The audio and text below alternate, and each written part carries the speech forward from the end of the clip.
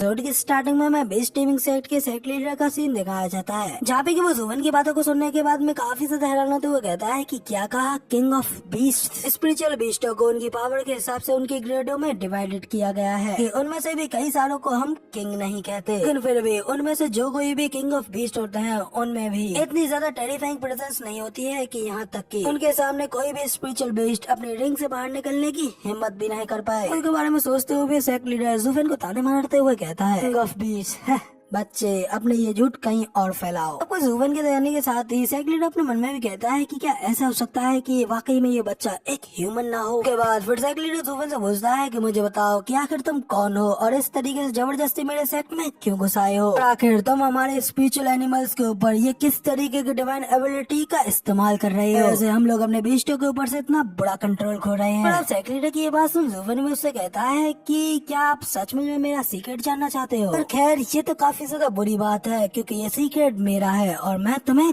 कुछ नहीं बताने वाला। रही बात इसकी कि मैं कौन हूँ तो मैं तुम्हें बता दूं, तो फिर मैं तुम्हें ये भी नहीं बताने वाला। तो क्या जुवन एक्सपीरियंस की ओर देखता है तो एक्सपीरियंस भी गड़वाते हुए जल्दी से अपने मुंह बंद कर लेता है। तुमको यहाँ पर मेरे आने के कारण की जानकारी देने से मुझे भी कोई नुकसान नहीं होगा, ना ही मुझे तुमसे कोई हर्ज है, इसलिए मैं तुमसे पूछता हूँ। ठीक है, मैंने सुना है कि तुम्हारे पास में एक ऐसी जगह है जो कि बिल्कुल एक स्वर्ग की तरह है, मैं तो बस कुछ दिनों के लिए तुमसे उस जगह को उधार लेना चाहता हूँ। पर सेट लीडर उसे कहता है कि क्या कहा, तुम मुझसे वो उधार लेना चाहते हो? क्या सच में तुम्हारी फुल मून के निकलने से पहले यहाँ पर मरने की इच्छा हो रही है? तो जुवन भी शौक होते उससे पूछता है कि क्या कहा, फुल मून? तो सेट लीडर भी हंसते हुए कहता है कि तो तुम्हें बस इतना ही पता है कि हमारे पास में एक स्पेशल एरिया है, लेकिन तुम्हें हमारे उस एरिया की डिटेल के बारे में बिल्कुल नहीं पता है। मगर खैर छोड़ो, इससे कोई फर्क नहीं पड़ता क्योंकि वैसे भी मेरा तुम्हें उस एरिया को उधार पे देने का कोई मन नहीं है। और रही बात तुम्हारी इस तरीके से जबरदस्ती मेरे सेक्ट में घुसाने की, तो उसके लिए तो तुम यहाँ से बिल्कुल भी जिंदा नहीं जाने वाले। इस पर तो फिर जुबेर भी उसे देखते हुए कहता है कि ओ, लगता है कि तुम कुछ ज्यादा ही कंफर्म दिख रहे हो। सेक्ट लीडर और उसके सभी एल्डर्स अपने पावर्स को अनलिस्ट करते हुए जुबेन के ऊपर प्रेशर बनाने के बारे में सोचते हैं। अपने पावर्स को अनलिस्ट करने के साथ ही जुबेन से कहते हैं कि बच्चे, और तुम तो कुछ ज्यादा ही ओवर कॉन्फिडेंट दिख रहे हो। तुम अभी भी अपने सामने ये नहीं दिख रहा है कि हम सभी पूरे 200 लोगों से भी ज्यादा इथेरियल स्टेज के एक्सपर्ट है। तो सेक्ट लीडर की ये बात सुनने के बाद में जुबेन तो बस हल्की से स्माइल करता है और वो एकदम एटीट्यूड के साथ में साइड पे देखते हुए कहता है कि क्या कहा, बस 200 लोग ही? तो सेक्ट लीडर भी काफी सारा हैरान होते हुए कहता है कि एरोगेंट बच्चे, तुम सिर्फ यहाँ पर एक रेड स्टेज के कल्टीवेटर हो, लेकिन फिर भी तुम्हारी इतनी ज्यादा हिम्मत जो कि तुम मुझे इस तरीके से मॉक करो। एल्डर्स जल्दी करो और उस बच्चे को पकड़ कर मेरे पास जिंदा लेकर के आओ। इसके बाद मैं वैसे एक ऐसा सबक सिखाऊंगा कि ये पैदा होने के लिए रिग्रेट महसूस करेगा, सोचेगा कि आखिर ये पैदा ही क्यों हुआ। लोग इस बच्चे के इस तरीके से हमारे बेस टीमिंग सेट की बेइज्जती करने की हिम्मत के लिए इसे जरूर पे बैक कराएंगे, तो बताएंगे कि आखिर ये सब करने का क्या फल मिलता है। साथ ही अपने सेक्ट लीडर की ये बात सुनते ही एक एल्डर बड़ी तेजी से जुफेन को अटैक करने के लिए आगे बढ़ता है। तो अपने लाइन की बीस सोल को अनलिस्ट करते हुए कहता है कि बच्चे, कोई भी रेडिएंट स्टेज का कल्टीवेटर एक इथेरियल स्टेज के एक्सपर्ट के सामने बिल्कुल ही बेकार होता है। मैं बिना किसी पेट के बड़ी आसानी से तुम्हारी हालत पूरी तरीके से खस्ता कर सकता हूँ, इसलिए अब एक अच्छा मजा चखने के लिए तैयार हो जाओ। इतने कहते ही बंदा जुफेन के करीब भी नहीं पहुँच पाता कि तभी अचानक एक बड़ा सा ड्रैगन का हाथ आता है और इस बंदे को उसके 20 तोल के साथ ही अपने बड़े से पंजे में पकड़ लेता है। क्योंकि तो वहाँ पे भाई बाकी के सभी लोग ही नहीं बल्कि सेक्ट लीडर भी काफी ज्यादा शॉक खड़ा रह जाता है। फिर जुफेन अपनी सोल एनर्जी को अनलिस्ट करते हुए एकदम बैडस लुक में सुन लोगों से कहता है, हाँ, एक रेडिएंट स्टेज के कल्टीवेटर का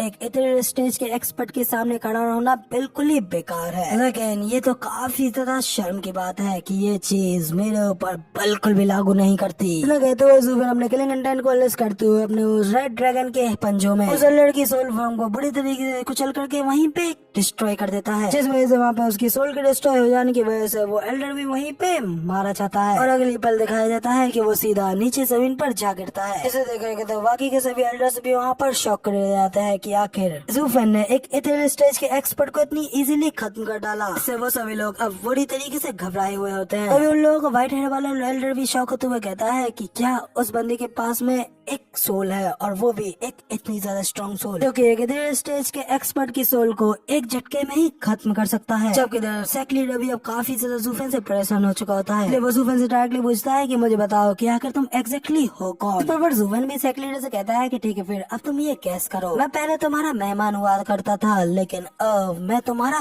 विनाशक हूँ। ऐसा कहते ही अचानक जुफेन वहाँ पे अपनी सोल फॉर्म को फुल्ली अनलेस करता है और एकदम कूल अंदाज में आगे बढ़ते हुए कहता है कि और आज तुम अपने इस विनाशक के हाथों मिटने जा रहे हो। तभी इधर वहाँ पर जुबन की फुल हेवनली ड्रैगन की सोल कॉलनेस होता हुआ देख करके सेक्ट लीडर और बाकी के सभी लोग भी जुबन के बारे में समझ जाते हैं और हैरान होते हुए कहते हैं कि ये तो एक हेवनली ड्रैगन सोल है। कि क्या तुम सच में डीमन स्केमिंग सेक्ट के वो लड़के जुफेन हो? अपने सेक्ट लीडर के मुँह से जुफेन का नाम सुन करके तो वहाँ पे वो सभी एल्डर्स भी काफी ज्यादा हैरान रह जाते हैं और कहते हैं कि नहीं, ऐसा नहीं हो सकता। डीमन स्केमिंग सेक्ट ने ये नहीं कहा था कि जुफेन ने उन लोगों के सेक्ट को बिट्रेड किया था, इसलिए यूनिवर्सल रेड सेक्ट ने उनकी मदद की इसे डिस्ट्रॉय करने के लिए। तो फिर आखिर ये अभी तक यहाँ पर जिंदा कैसे खड़ा हो सकता है? उसी वक्त सेक्ट लीडर भी उससे कहता है कि जुफेन, डबल ड्रैगन गैदरिंग में मेरे डिसाइपल्स की टीम को डिस्ट्रॉय किया था, मैंने अभी तक उस चीज का बदला नहीं लिया है। मुझे समझ में आया कि आखिर तुम अपनी मर्जी से यहाँ पर किस लिए आए हो। तो यूनिवर्सल राइट सेक्ट पूरी तरीके से तुम्हारी जान नहीं निकाल पाया। एक्चुअली में ये चांस तो आज यहाँ पर हमारे बीस्ट टीमिंग सेक्ट को मिलने वाला है और ये तो हमारे लिए एक भगवान की ब्लेसिंग है, जो कि आज यहाँ पर उन्होंने हमारे शिष्यों का बदला लेने के लिए हमें एक मौका दिया है। इसलिए अब यहाँ पर उन लोगों की आत्मा की शांति के लिए तुम्हें तो यहाँ पे मरना ही होगा।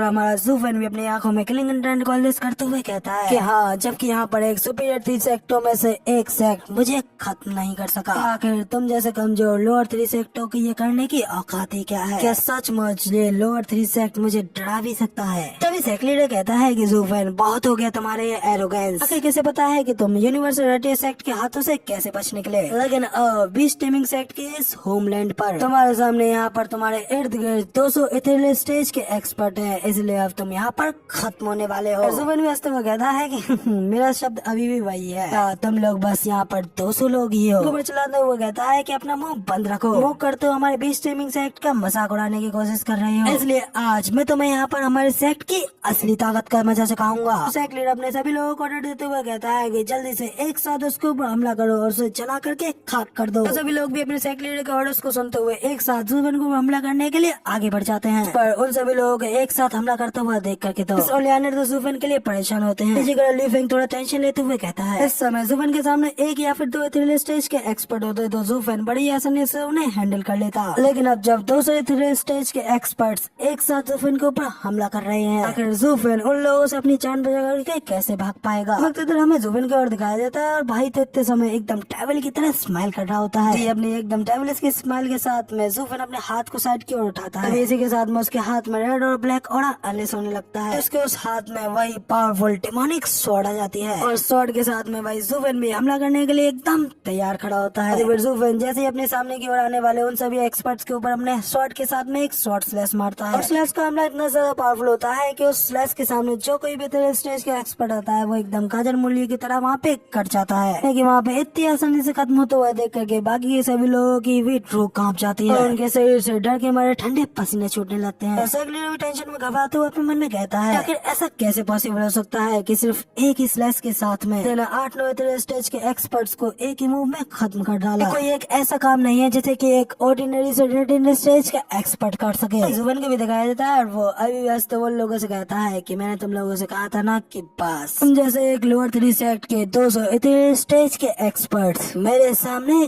कुछ भी नहीं है। जब तक कि तुम लोगों के साथ में एक सोल हार्मोनी स्टेज के एक्सपर्ट ना हो तब तक तो बिल्कुल भी नहीं। इसके साथ ही जुफेन वहाँ पे एकदम कूल अंदाज में खड़े होते हुए अपनी किलिंग इंटेंट को अनलेस करते हुए उन लोगों से कहता है, बीस्ट टीमिंग सेक्ट के लीडर, क्या मैं तुमसे कुछ गलत कह रहा हूँ?